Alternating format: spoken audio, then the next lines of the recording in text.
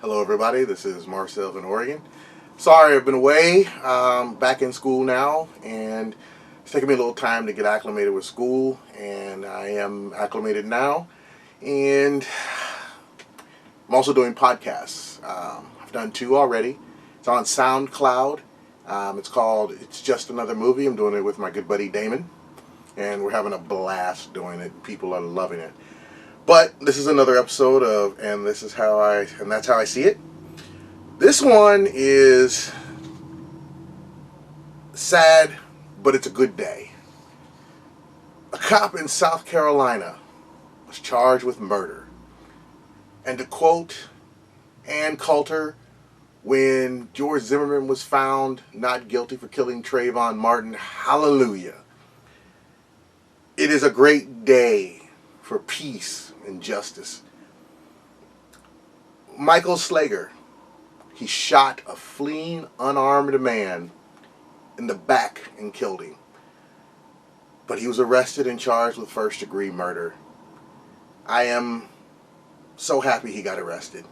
It's about damn time. You know, I'm tired of police thinking that their uniform, their badge and gun gives them the right to do whatever the hell they feel like doing. This is fantastic. You know, they feel like whatever they do is right, no consequences. And most people believe that the police are always right. Somehow, the citizen is at fault. And that's not true. I'm tired of people thinking that these police officers, climb Mount Sinai, drop to their knees and have a bright white light appear and a voice, big booming voice that comes from the white light and says, "You have been chosen." And a badge and gun float down from that light. "Use these to protect the streets from all that you deem unworthy," the voice says. "Kill them, abuse them, beat them, worry not of consequences, for this badge shall protect you from all judgment of man. Make sure that if man has the nerve to question your divine power, say these all-powerful words. I feared for my life." That's all you need to know. Now go and abuse, go and kill, and keep my streets safe from people. It sounds silly, doesn't it? But it seems to be the case.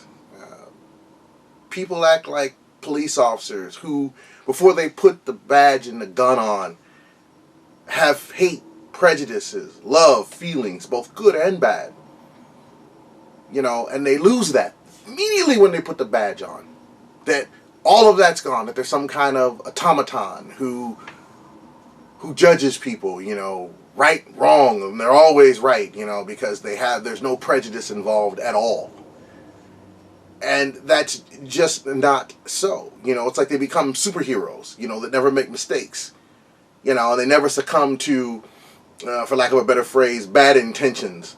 That it's impossible for them to murder, to abuse.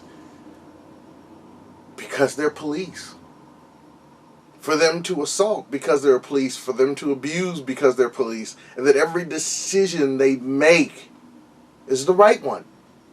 Because they're police. Man, I really wish I had that magic power. I wouldn't do, at least I don't think I would do anything bad. I'm human, so who knows.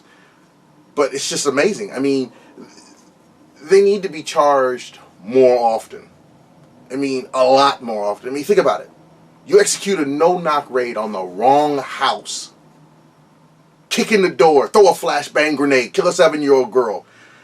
And all that has to be said is, by the power of the badge and gun, no charges will be filed.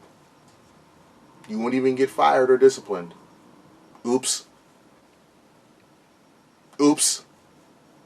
Shoot a 12-year-old kid down in cold blood after being on the scene for less than 10 seconds in a state that has open carry. He had a toy gun. By the power of this badge and gun, no charges will be filed, nor will you even be reprimanded.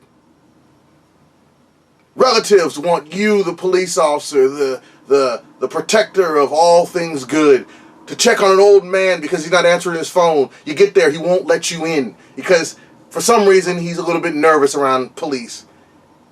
You kick the door in and kill him. By the power of this badge and gun, No charges will be filed, and you shall not lose your job. I understand it's a hard job. I understand it's a dangerous one. But I also understand that nobody forced them to take this job. You know, nobody forced them to climb that mountain and become God's hammer. So quit with the crap that it's always the citizens' fault. Quit with the crap of saying that if you did what you were supposed to do. What about them? What about having them do what they're supposed to do and not kill someone over a traffic citation and back child support? How about that? How about if he runs unarmed, you just go, we have his car, we have his information, we'll just go pick him up at his house, drop the ticket off in his mailbox, and keep moving.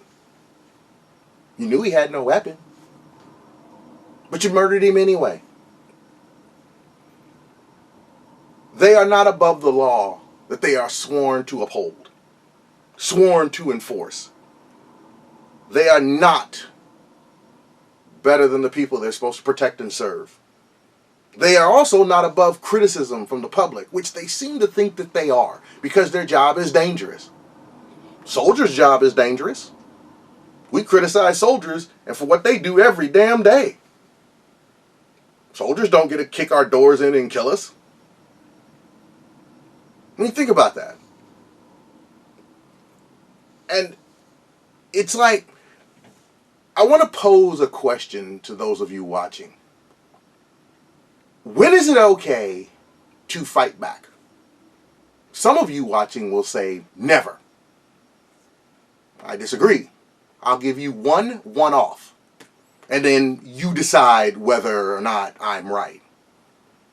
You come home one night, you're a man, got a girlfriend, wife, and you see a man in full uniform raping your wife. And I'm not talking about the date rape, he said, she said. I'm talking about the classic fist in the mouth, bloody rape.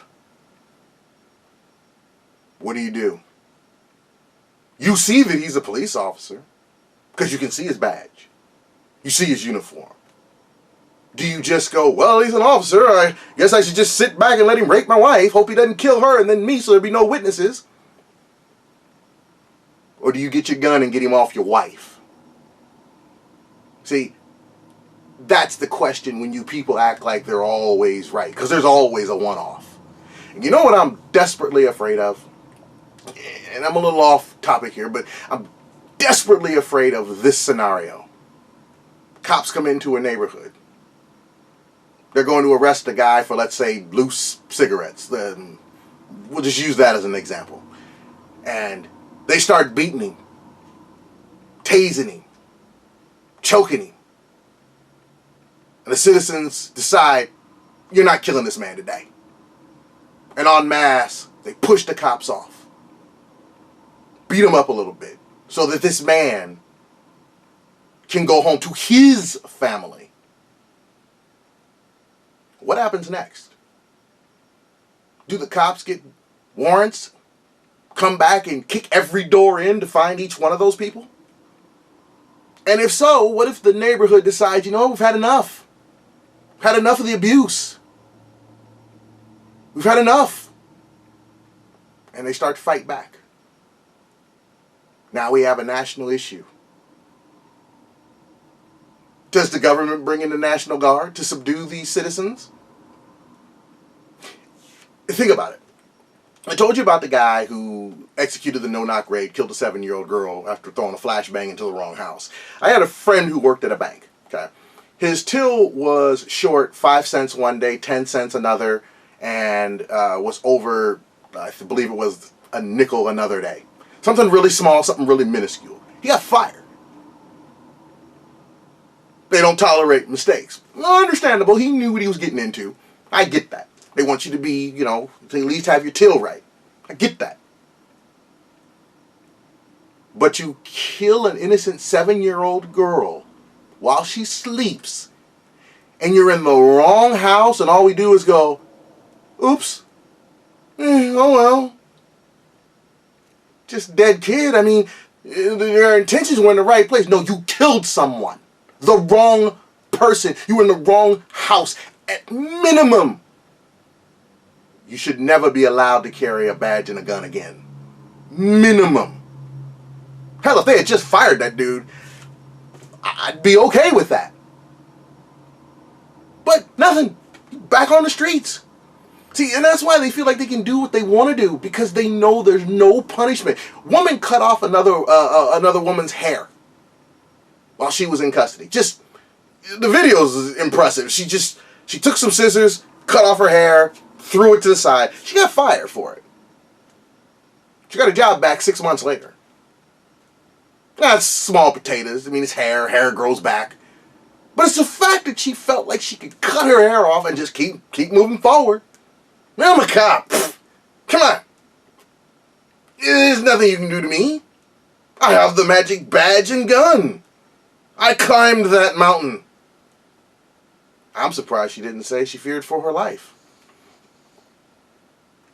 But what I want to say is, I want to raise my glass to the governor of South Carolina, Nikki Haley, who said what happened in this case is not acceptable in South Carolina.